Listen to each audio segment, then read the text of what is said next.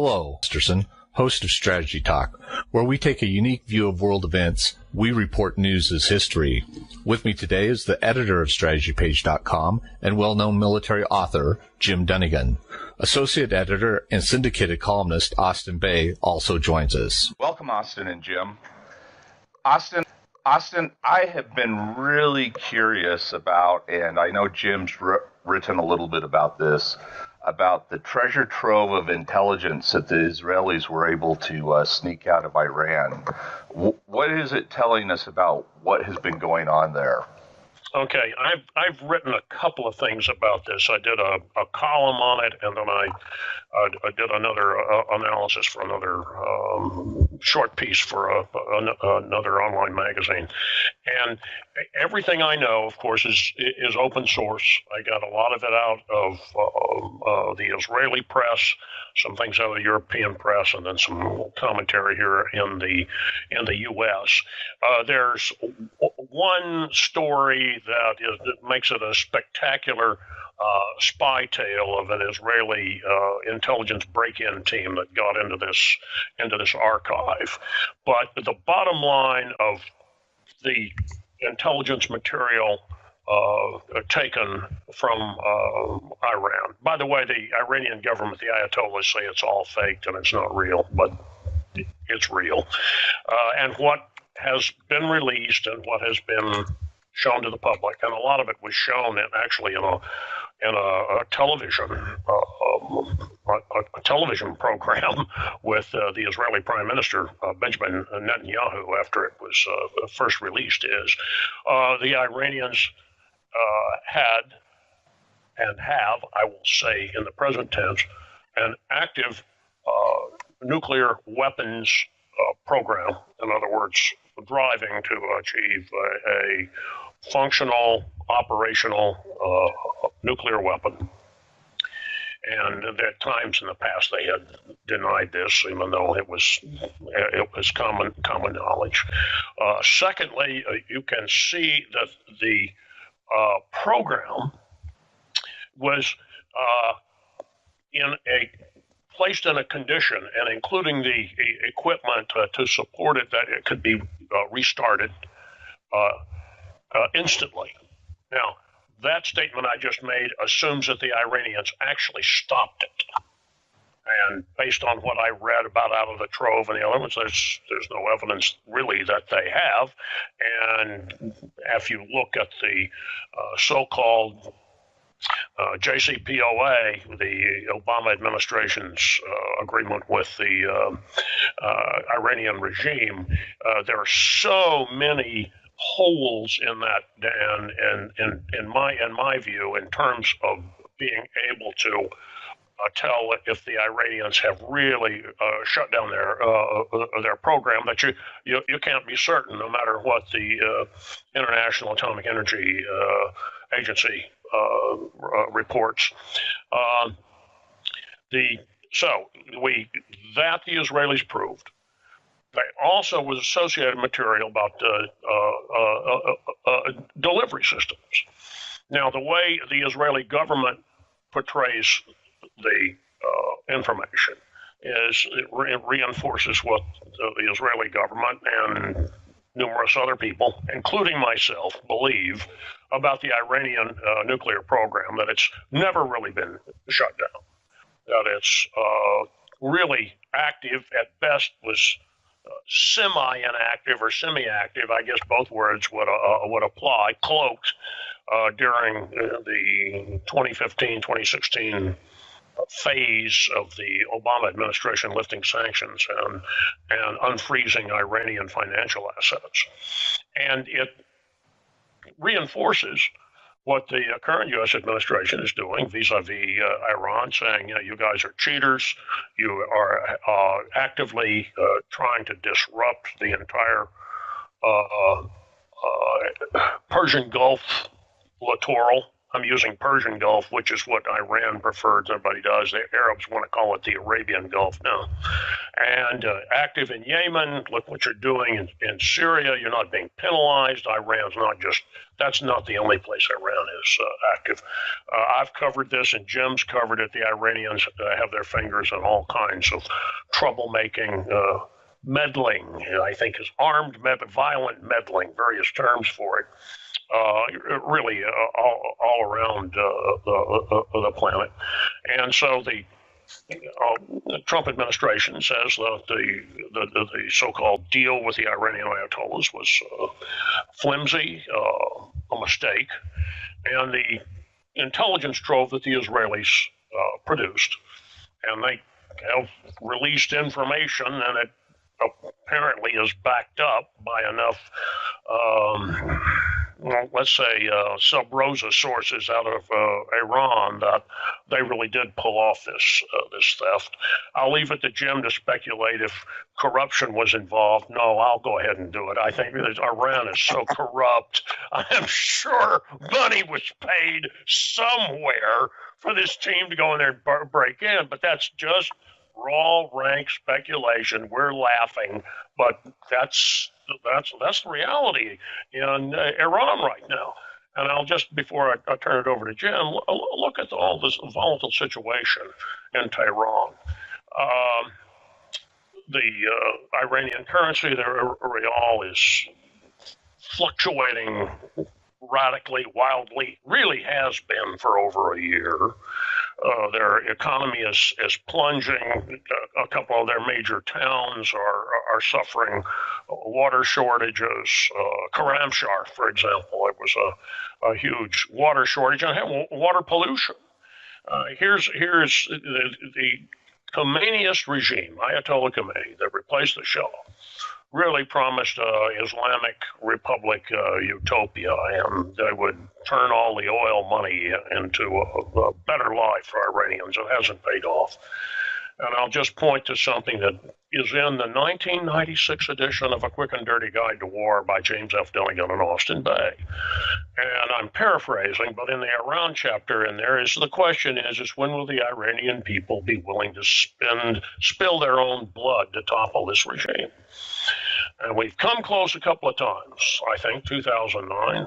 We may be coming to that point again now because there's open protests where the Iranians on cameras are saying, death to the Ayatollahs, death to the regime. And they're playing off of the Khomeiniist death to America or death to the Shah. And it's not a pretty picture. Now, that's not your question about specifically the Iranian trove of nuclear material the Israelis stole, but that's part of the ongoing strategic context. Jim, one of the things, though, that Austin leads up to and that I am really curious about, because you have mentioned it several times, is that this has gotten back to the populace there in Iran via the internet and other sources, and it has upset people there, correct? Yes. The problem is that for a long time, as Austin pointed out, the government got away with blaming outside forces. In other words, the Western and other countries who were imposing sanctions and basically preventing them from getting the new technology, new commercial aircraft, you name it. And that finally was lifted in 2015, and as Austin points out, nothing happened. And suddenly, this decades of growing discontent over promises made and broken, and watching the growing corruption, especially among the IRGC, the Revolutionary Guard Corps, which basically guards the government against its own people and the army, the regular military. They have grown more and more wealthy.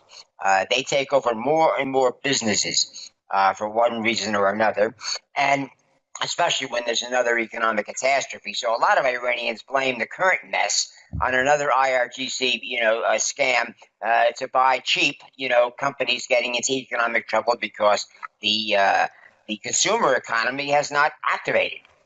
Nothing is happening, and people are really, ticked off. So you have the situation where not only are a few groups of people, like in '09, you had the Democrats, who were not the majority of Iranians. So you sort of had a democracy. It's a fake democracy. But anyway, it went through the motions, and it satisfied a lot of Iranians for a long time. The problem was the senior clerics could veto any candidate, so that gave you a lot of control.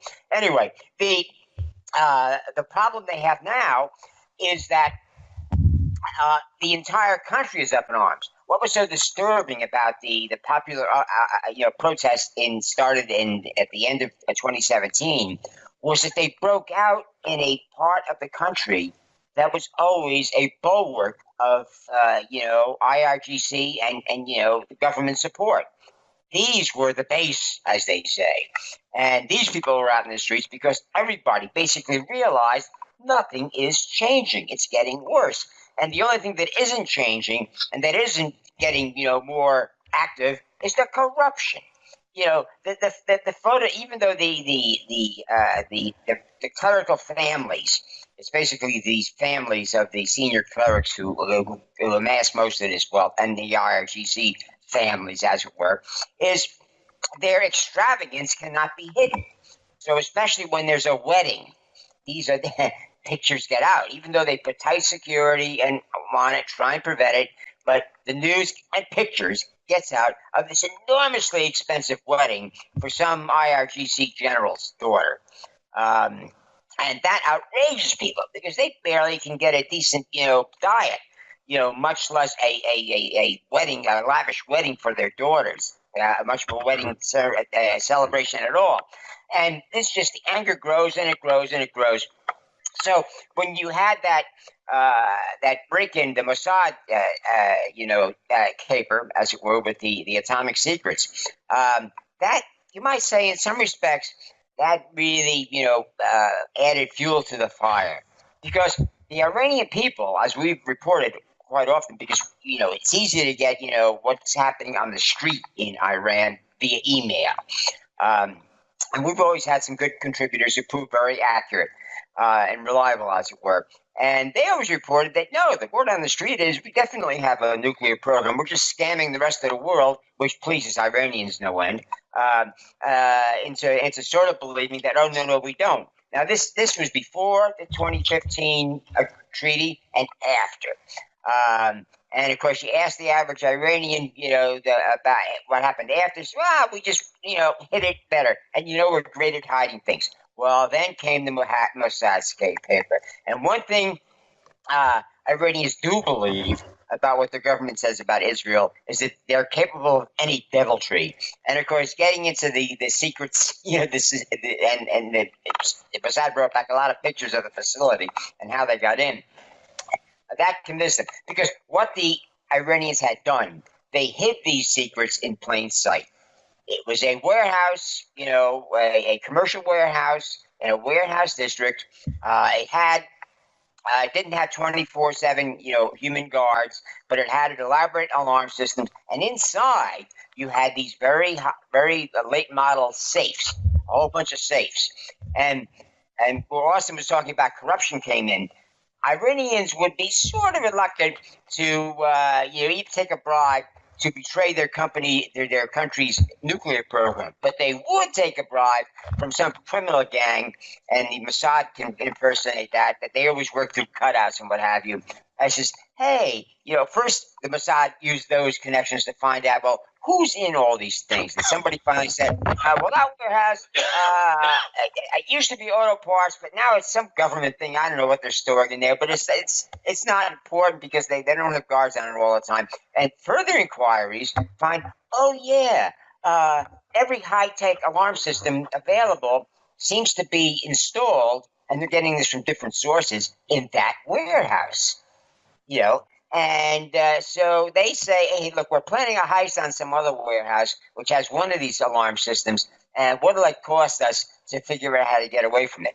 And so bit by bit, they separately, pretending to be a bunch of, professional thieves, got the particulars, not only on the alarm systems, but on the safes, what it would take.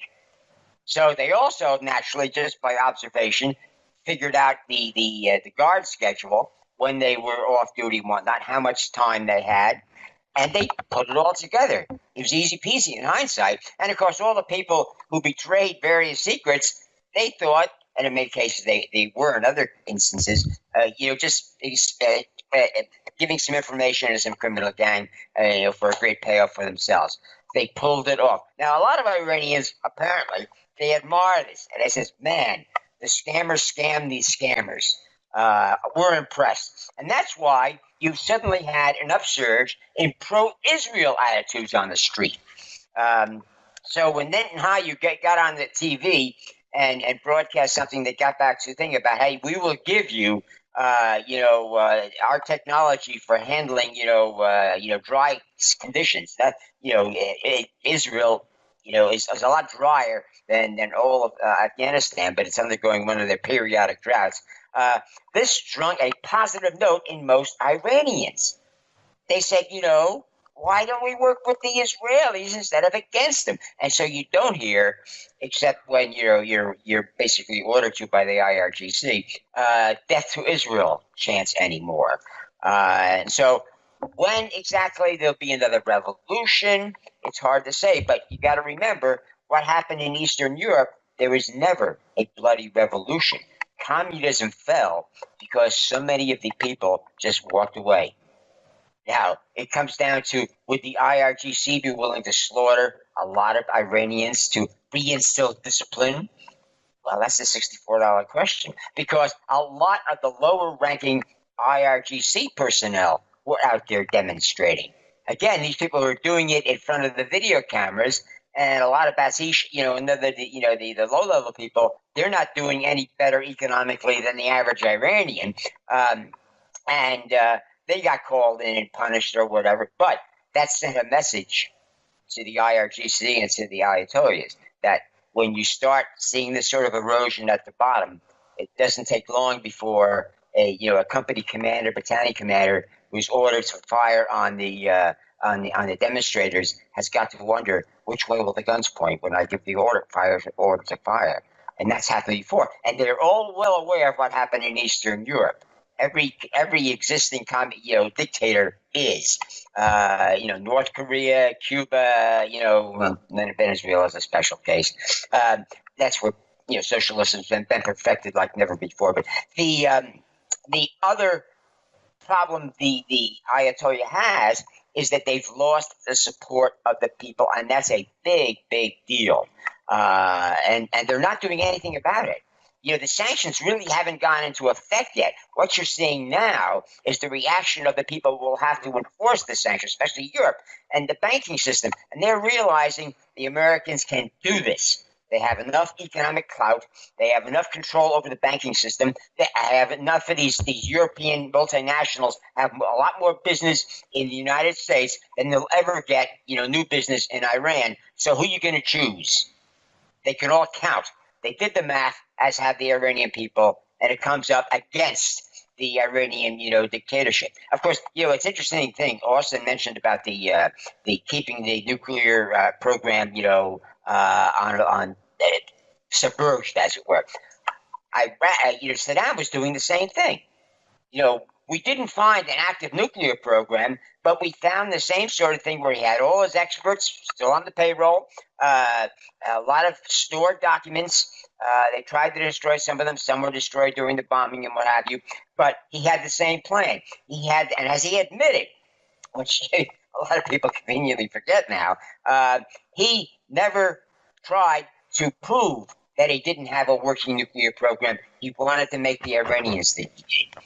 And the Iraqis and the Iranians, they thought the same way like that. The Iranians, until the Americans went in there and were able to check everything, there was a great sigh of relief throughout Iran. That didn't last long, at least at the higher levels. But the Iranian people remember that. It wasn't their government who removed Saddam, as they had been vowing to do for over a decade. It was the Americans. And it keeps coming back again and again and again. Our leaders break their promises. Our supposed enemies do not. And there you go. The truth hurts in the end. So, Austin, one of the things that's happened too inside Iran is that the people are upset about the money being spent in Syria, in Gaza, along the northern border of Israel. How is that? I mean, how are they getting that information that that's going on? Well, Dan, they can't shut off the internet completely. They can't shut down satellite television, satellite phone transmissions. There's too much bleed. And also people talk. People have plenty of Iranian expatriates live all over the world, U.S. and Europe. I think the Iranian adventures in Syria and Yemen, first of all, they have not succeeded in the quote-unquote grand strategy, whether you want to call it the spread of Islamic revolution or carving out a Shia connection that hasn't been achieved. All the money in frozen assets seems to have disappeared, and as I talked about it, and Jim's come back to it, Iran's economy has deteriorated. The money was invested. The money that was not stolen or skimmed was invested in meddling operations, terror, assassination, war fighting in Yemen. And the Iranians are losing in Yemen. They know that. Now, I know that Jim's got a new piece up on Hodeidah, which I've that port that the Houthis still control. But really, essentially, since the end of May, middle of June, the Saudi Arabian-led coalition has invested that port and its utility for supplying the Houthis outside of corrupt smuggling channels on this has been greatly diminished. May sound like a small detail, but the Saudis, the Emiratis, the Qataris, even though they're at odds with the UAE and Saudi Arabia right now, Kuwaitis, the Iranians all know about it. Therefore, the Iranians do, because they're within easy range of picking up even regular broadcast television from those places. It's all over Iraq too, and it's the Iranians know that Yemen has ended in another failure. The grand promises of the Khomeinists have come to nothing. Now let's move back to corruption. There's been a lot of coverage over the last couple of months. I'm going to talk, Jim, mentioned Venezuela with Maduro as being something a little bit in a different situation than these other cesspools and cesspool dictatorships. Well, a lot's been leaking out of the corruption with the Venezuelan National Oil Company. We know it's been going on, but it looks like the Maduro and the group around him, and these are not, propaganda allegations. They're ongoing investigations, really all over the world in banks. Many tens of millions within the last year has been siphoned off by the dictatorship. Well, there's evidence, and it hasn't reached flood proportion, but you can see what can be done by clever intelligence agencies, but it's also done every day by open source intelligence agencies called banks, and banks making transfers and money arbitrage and the like. What's gone on with Iranian oil sales. And this is something that the Iranian people suspect. I know that sounds like a grand generalization, but Jim's already sketched some of their own sources on that. And Jim's also sketched the differences between the straight upper stratum of the Revolutionary Guards, Hassan Iran, and the security apparatus, and the lower levels. Iran, which has no reason to be a poor country, is becoming a poor country. And the corruption is part of it, and the corruption is centered around the regime and the regime's security apparatus. So that's why I'm picked on Venezuela. Venezuelans may be, they're struggling for food, fleeing to Colombia, even Suriname, and somebody. I said even. I don't mean to run down Suriname, but I mean the comparison used to be the pitiful little Suriname and mighty wealthy Venezuela. That seeds intense hatred, that robbery of the regime, and it becomes a personal hatred, which for dictators becomes the danger that Jim was describing. Now, that process, it's already at work in Iran, and this is scenario, Dan, but I strongly suspect we're going to see some of that come out, particularly as the Iranian government, let me put it this way, tries to fight a diplomatic, political, information warfare battle to open oil markets in the face of renewed U.S. sanctions. I think you'll see some of that come out. I'm not going to say it's coming from the CIA or American intelligence assets. I think it might come from, I'll take a stab at it, Jim, Wall Street. It might come from London. It might show up in numerous places. About the Ayatollahs and the Revolutionary Guard senior officers can say it's all lies, but the Iranian people are going to know it's not lies any more than the Venezuelan people know that they're being lied to about being ripped off by Maduro's clique. So that gets back to the corruption has helped destroy Iran, but it's also a part of the fuse that ignites the revolution. Again, I'm not predicting the revolution, but you see these elements in play. And that's part of one of the things we like to do, at least on Strategy Talk, is speculate a bit about that. Jim, did I miss anything with that? No, you covered it pretty well. The basic problem is that they have a failing economy, and they're not willing to clean up the corruption because it means cleaning up themselves. That it will take to fix it. They've really got themselves painted into a corner, literally. And yes, they've apparently hidden most of the stolen money inside of Iran. Because they know that the United States and various other, audit agencies, foreign audit agencies, have been scouring it. Maduro money is starting to show up overseas in the United States. Big banks, sometimes scams, sometimes being part of it, moving, washing cash, as it were. But they give the Ayatollahs credit. They practice what they preach. We're doing this for Iran, but we own it.